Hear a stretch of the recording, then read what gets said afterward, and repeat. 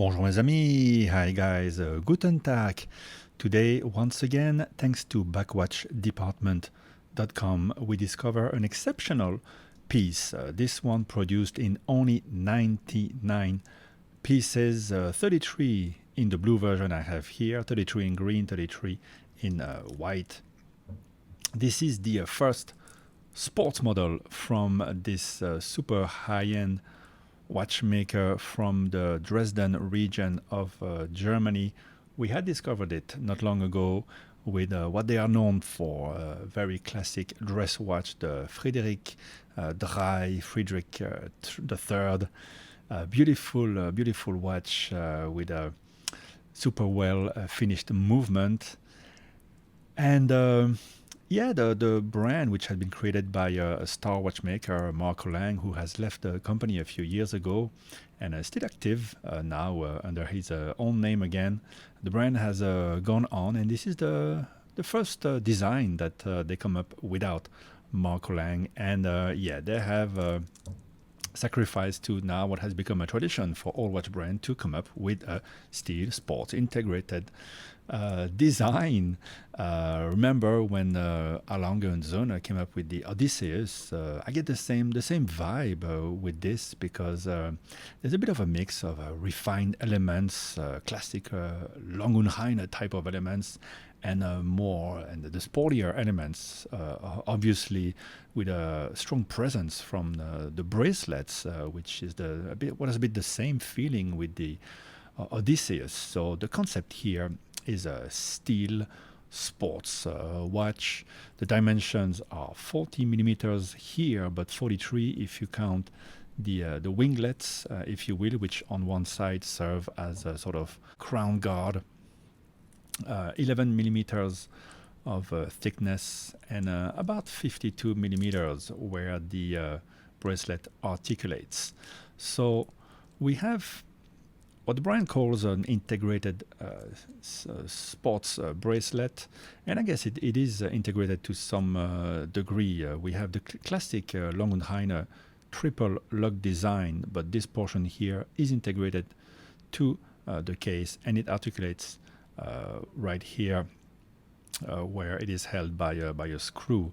Yet the lug here has a break from the winglet, so it is integrated and it is not. If I take, for example, my Zin, which is not technically integrated, you get a very similar vibe, and actually there's a more continuity here on the side, but the whole bracelet will removed from here, but it isn't that different, and it certainly has the what Germans seem to consider as the look for a sports watch.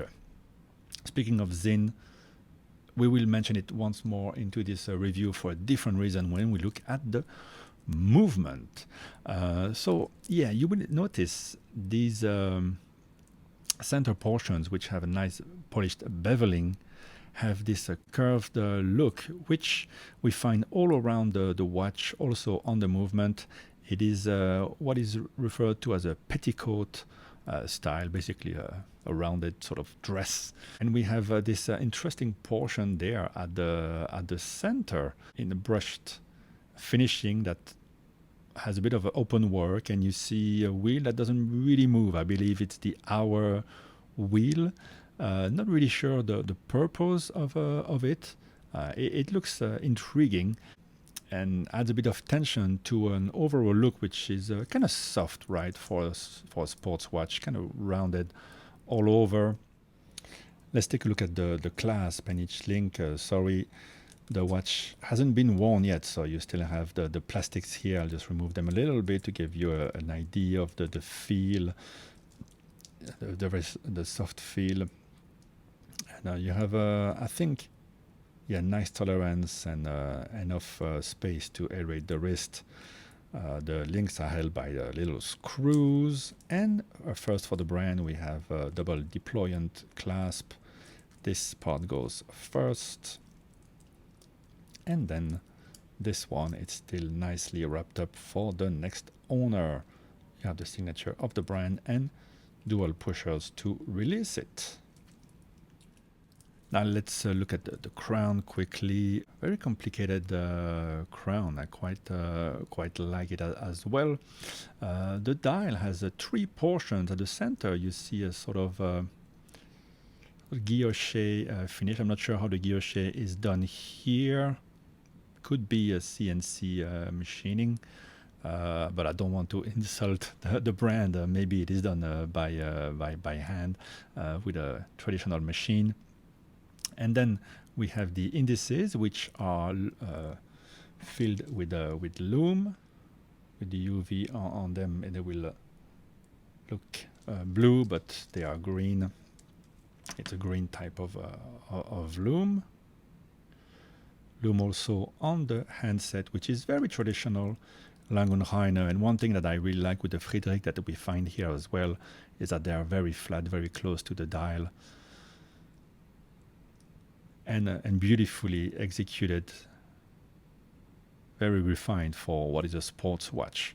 And I think that the motif at the center is also similar to what you find on the indices. There's a concentric circles there around the indices, a chaptering already on that part, and then on the next part you have a more refined chaptering, a bit more railroad style, and you have small indications for the 60, 15, 30 and 45th minute in a golden color, which matches the seconds hand. So very unusual dial, quite interesting. Now let's turn the watch around. The movement we have here.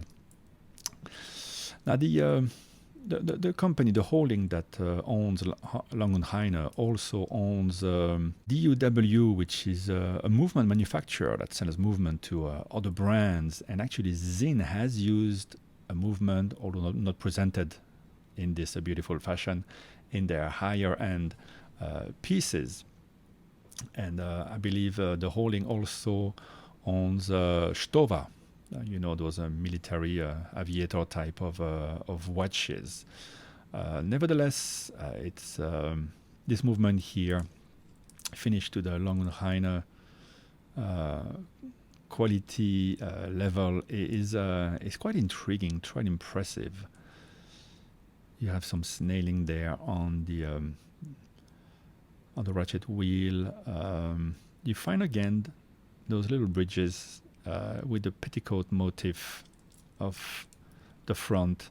I'm not sure what the reason for it, but what is the reason for any flourish on anything, right? Any design. They do look very good, and the watch beats at leisurely 3 hertz, which is nice, and a bit feels a bit more higher end.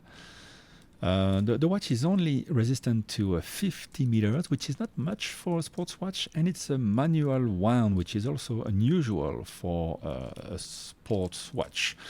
Now, something else to know about the movement is that part of it is in steel, and other parts are made in R-cap, which is a non-magnetic material. So that's what you find on the frame parts, the driving train wheels as well. So power reserve is just 48 hours, so you'll need to power it every day and a half, 2 days if you're brave enough to wait. And it's a self-developed eccentric balance with a fine adjustment and flying barrel. There you go. So a bit of interesting mix of things. Don't get too excited. Only 99 were made, pricing I think fair at 16,900 euros. Difficult to find now, but you can find this one at backwatchdepartment.com. Thank you again for lending this one in. Very interesting to discover, and of course we need to do a little wrist check. Pardon this watch, it hasn't been worn yet, so I'll just remove a little bit the plastics on the very, very soft, very comfortable movement, so you can see what it looks like on my wrist. The lugs are quite imposing. but the angle just around my wrist, which is a flat 17 centimeters, so no problem for me to wear this. It has a lot of presence. It's unusual. It has those flourishes that we discussed certainly make it stand out. That centerpiece in particular. I don't know if it's the petticoat motif is something we associate with the brand. Maybe this is just the start of something that will be more recognizable for the future. But it works great with the handset. And let me know. Let the brand know what you think of this first foray into sport watches and the choice of the movement and the details. I think same like it's a bit the same as when you first see the Odysseus, right? A lot of people didn't like it, and then it turns out to be very hard to get and in a very high demand. So I expect the same for this watch, and yes, it will command some premium now to get one of these that were quickly allocated. So there you go, Long und Heyne, Hektor. I hope you've enjoyed this, discovering this along with me. Bye bye, guys.